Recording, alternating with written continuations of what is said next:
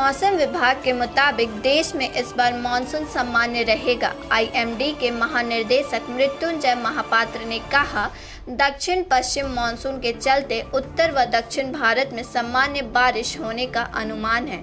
वहीं मध्य भारत में बारिश सामान्य से अधिक रहेगी, जबकि पूर्वी व पश्चिम हिस्सों में बारिश सामान्य से थोड़ी कम रह सकती है। मानसून किसानों पर मेहरबान रहेगा, क्योंकि जून में जब अधिकतर फसलों की बुआई होती है, बारिश सामान्य रहेगा। इस वर्ष जून से सितंबर तक देश में लंबी अवधि के औसत एलपीए में करीब 101% बारिश होगी।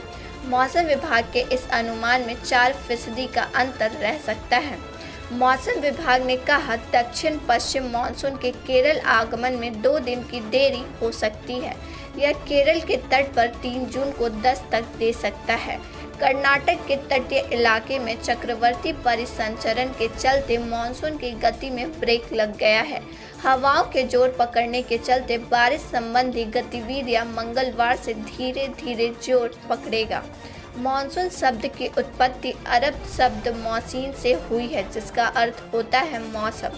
अरब में समुद्र में नाव लेकर उतरे मलाहों ने मौसम मानसून शब्द इजाद किया। इसके बाद मानसून हवाओं को मानसून कहा जाने लगा। मानसून के इतिहास पर कई विरोधाभासी हैं।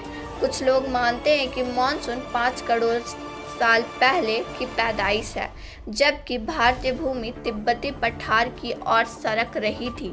दूसरा राय यह है कि मानसून का जो वर्तमान स्वरूप है, उसे देखते हुए कहा जा सकता है कि 80 लाख साल पहले आया। कुछ ऐसे विशेषज्ञ हैं जीवाश्म और दक्षिण चीन सागर से मिले पत्थरों के आधार पर कहते हैं कि मानसून की शुरुआत 2 करोड़ साल पहले हुई। दरअसल मानसून दक्षिण एशिया के मौसम को प्रभावित करने वाला सबसे बड़ा फैक्टर है, जिससे अन्य उत्पादन और जल का मुद्दा जुड़ा है। आमतौर पर मानसून उन हवाओं को कहते हैं जो ग्रीष्मकाल के बाद दिशा बदलती है।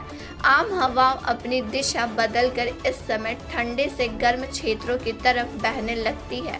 ऐसे में उनमें नमी की मात्रा बढ़ जाती है, जिसके कारण वर्षा होती है। आम भाषा में कहे तो गर्मियों में हवा समुद्र से स्थल की ओर चलती है और इसी के कारण नम होती है। नम हवाएं ही बारिश लाती है, जो मानसून कहलाता है।